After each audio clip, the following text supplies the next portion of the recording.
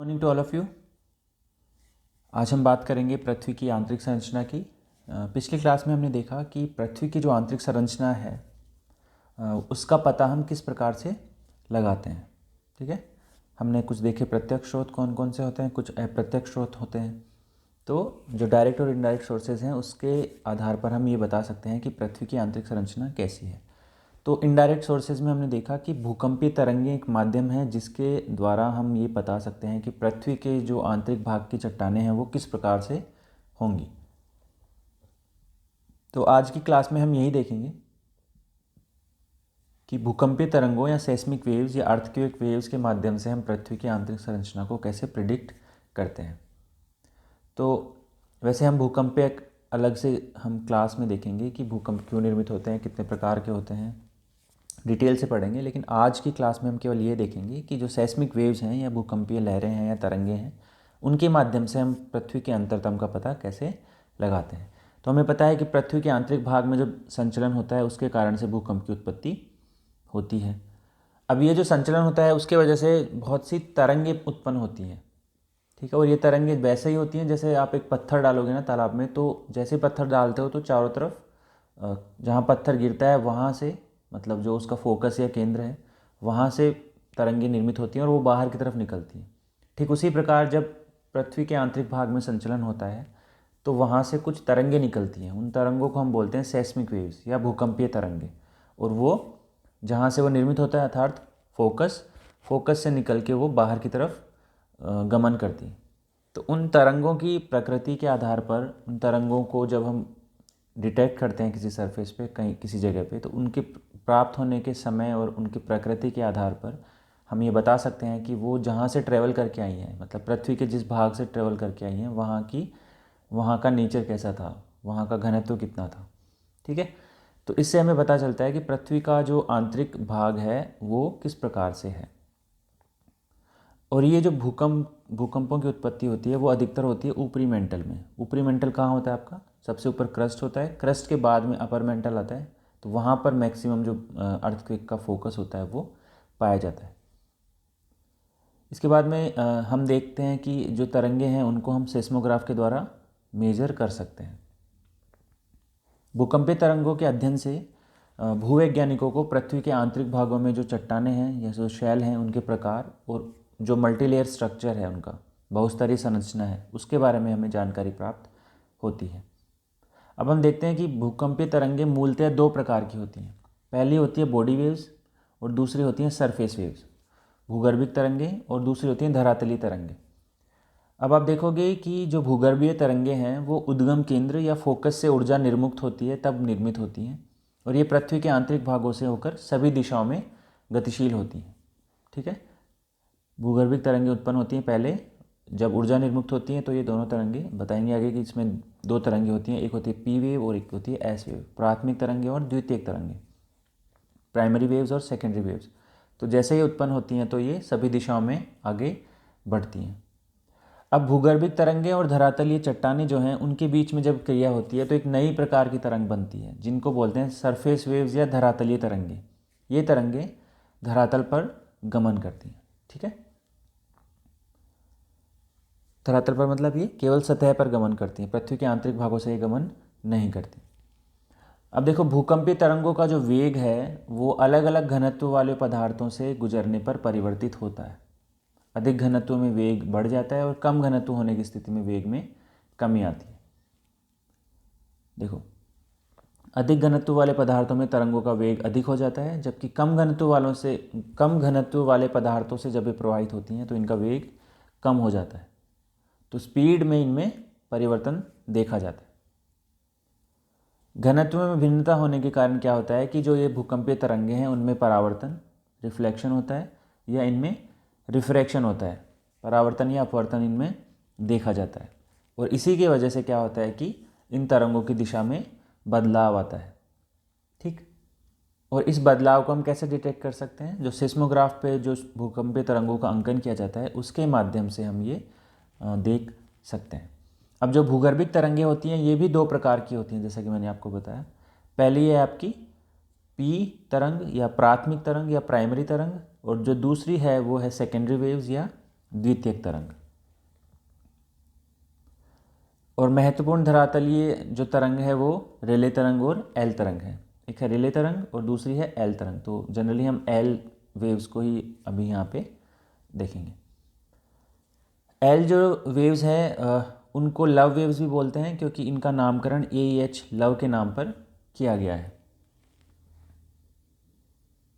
अब ये देखिए, आप इनमें डिफरेंस देख लेते हैं। हम देखते हैं पी और एस वेव्स में डिफरेंस। सबसे पहले जो भूगर्भिक तरंगें या बॉडी वेव्स हैं, पी तरंग है उनको प्राथमिक या अनुदैर्ध्य तरंग कहा जाता है।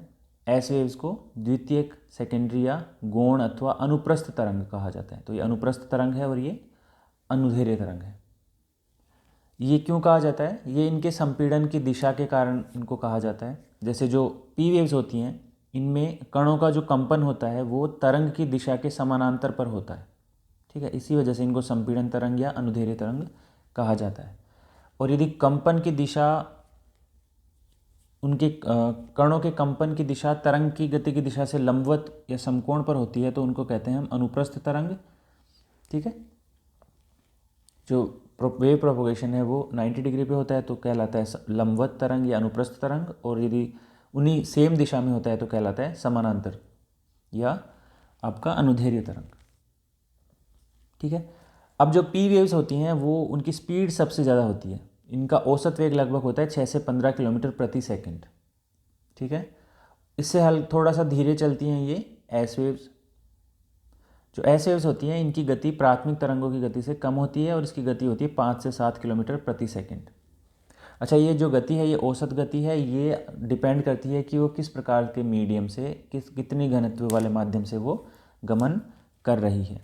पी वेव्स का एक बहुत मेजर कैरेक्टर होता है कि ये जो तरंगे हैं वो गैस, तरल और ठोस तीनों प्रकार के पदार्थों में संचलित हो सकती हैं। इसका मतलब ये हुआ कि पृथ्वी में कहीं पर भी आपको किसी भी प्रकार का पदार्थ मिलेगा, वहाँ से आपको बॉडी वेव्स में पी वेव्स आप वहाँ से क्रॉस कर सकती हैं। जबकि जो सेकेंडरी वेव्स या द्वितीयक तरंगें होती हैं ये केवल ठोस माध्यम से ही गमन कर सकती हैं।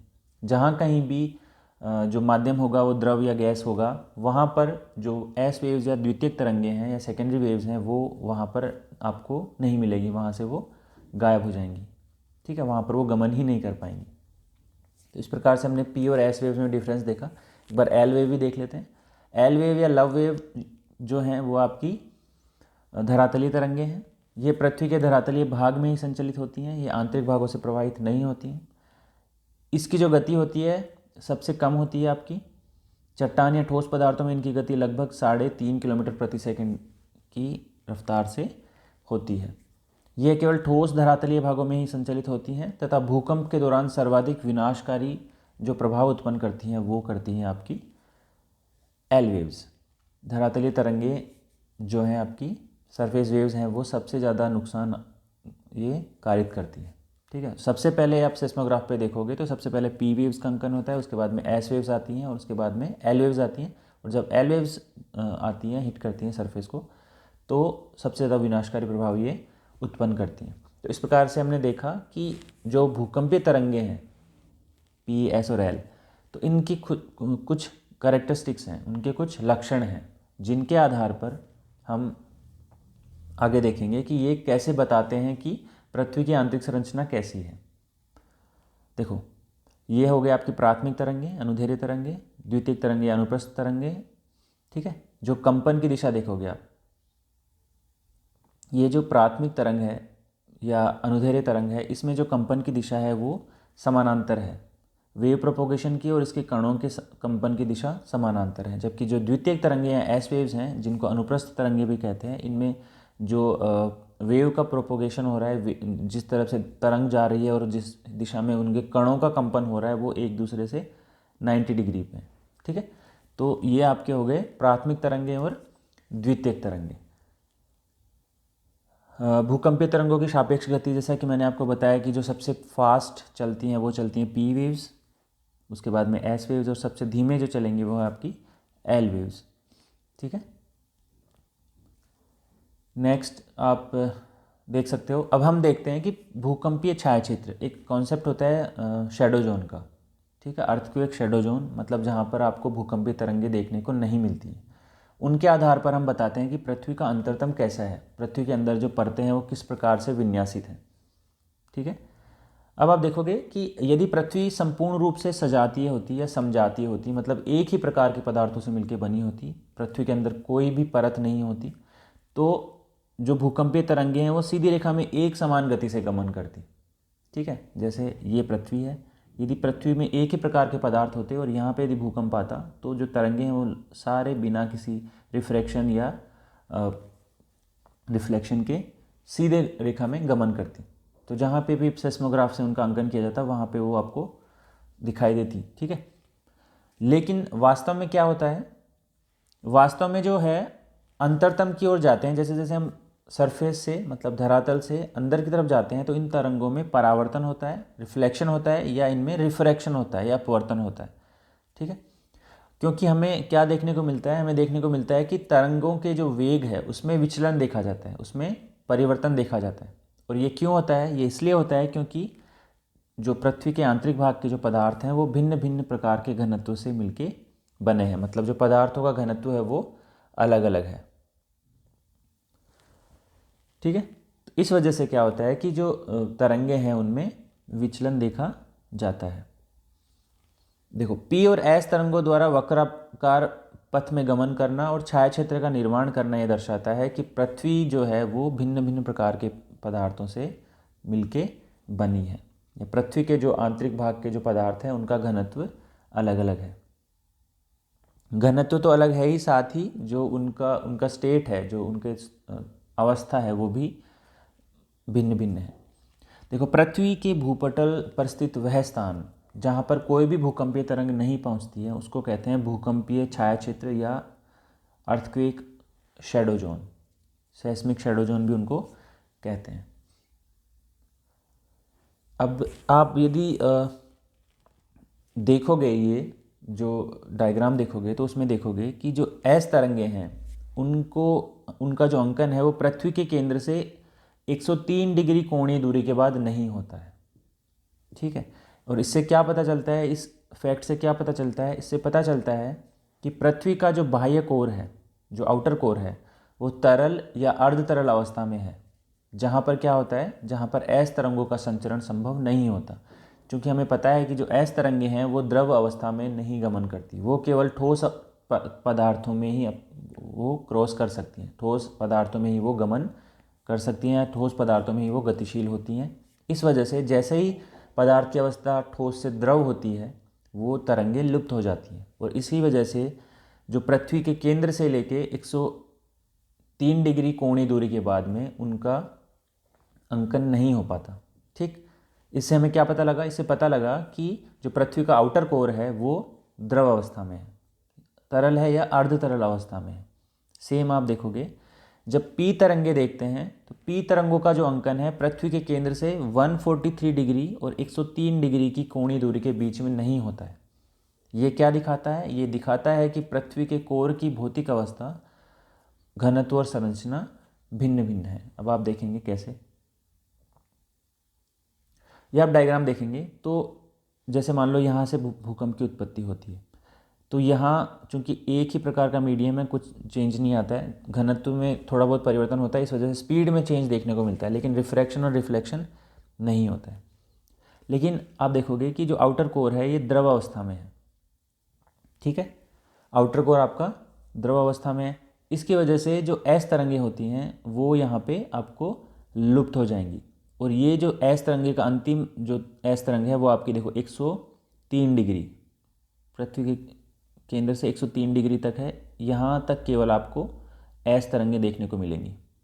इसके नीचे कहीं पर भी आपको एस तरंगे दिखाई नहीं देंगी। ठीक है। और जो पी वेव्स हैं, पी वेव्स जो हैं वो यहाँ पे जैसे ये पी वेव आई, उसके बाद में इसमें परिवर्तन होता है। ठीक है। ये परिवर्तन होने के बाद में ये परिवर्तन हुआ और यहाँ से रिफ्लेक्ट होकर यहाँ तक आई। तो ये जो एरिया है 103 से लेके 143 डिग्री, 103 डिग्री से लेके 143 डिग्री, यहाँ पर कोई भी प्रकार की पी वेव आपको देखने को नहीं मिलती। इससे क्या निष्कर्ष निकलता है, इससे निष्कर्ष निकलता है कि जो ये पृथ्वी का अंतरतम है वो विभिन्न प्रकार के पदार्थों से मिलके बना हुआ है। ठीक है, जैसे इसमें देखोगे आप, ये जो शेडो जोन है ये पी वेव्स का शेडो जोन है। पी वेव है आपकी, सॉरी एस वेव का शेडो जोन है। एस वेव्स है आपकी केवल यहाँ तक, लास्ट एस वेव यहाँ और लास्ट इधर वाली यहाँ, तो मतलब 103 डिग्री तक ही ये देखने को मिलती है। तो इसके अलावा जो भी क्षेत्र है वो आपका एस वेव का शेडो जोन है। ठीक है, एस वेव का शेडो जोन कहाँ से होता है? 103 डिग्री से, केंद्र से 103 डिग्री के अलावा यहाँ पे कोई भी एस वेव्स डिटेक्ट नहीं होती हैं। और पी वेव कहाँ से कहाँ नहीं मिलती है? पी वेव होती नहीं मिलती 103 डिग्री से लेकर 143 डिग्री के बीच में आपको कहीं पर भी पी वेव देखने को नहीं मिली। ठीक है, तो ये जो शेडो जोन या छाया क्षेत्र का कंसेप्ट है, इससे हमें ये पता लगता है कि जो पृथ्वी का जो इनर और आउटर कोर है, या जो मेंटल और जो क्रस्ट है, उसके घनत्व में भिन्नता है और उनकी अवस्था में भी भिन्नता देखने को मिलती है। यदि आप डिटेल से पढ़ोगे तो जो पी और एस वेव्स होती हैं, इनकी सेकेंडरी वेव्स और भी होती हैं, पी जी, एस जी, ऐसे इस प्रकार से स्पीड के आधार पर भी इनको पी स्टार, एस स्टार ऐसे करके इनको और भी माइन्यूट लेवल पे आप क्लासीफाई कर सकते हो, जिसमें ये एग्जैक्टली पता लग जाता है कि इनकी स्पीड में किस समय पर कितना चेंज आ रहा है। उससे हमें ये पता लगता है कि क्रस्ट का कौन सा भाग जो उसकी डेंसिटी ज़्यादा है और कौन से भाग की डेंसिटी या घनत्व कम है। तो अभी हमारी ग्रेजुएशन की क्लासेस के लिए इतना ही काफ़ी है। बाद की क्लासेस में हम इस चीज़ को थोड़ा सा डिटेल में देखेंगे। ठीक है, तो हमने क्या देखा?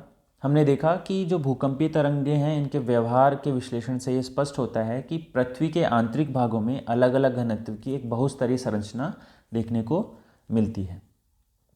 ठीक है, और इन्हीं भूकंपीय तरंगों की मदद से हम परतों की सटीक अवस्थिति, उनकी गहराई, उनकी मोटाई और अन्य भौतिक और रासायनिक विशेषताओं के बारे में हम जानकारी प्राप्त कर सकते हैं।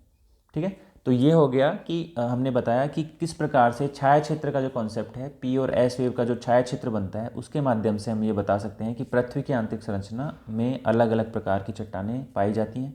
ठीक है, उनकी अवस्था अलग अलग है। और अगली क्लास में हम देखेंगे कि पृथ्वी की आंतरिक संरचना किस प्रकार से है, जो भिन्न लेयर हैं, विभिन्न परतें हैं, वो कौन कौन सी हैं और वो उनका घनत्व क्या है और उनकी गहराई क्या है, वो हम अगली क्लास में डिटेल से देखेंगे। तो अभी के लिए इतना ही। Thank you.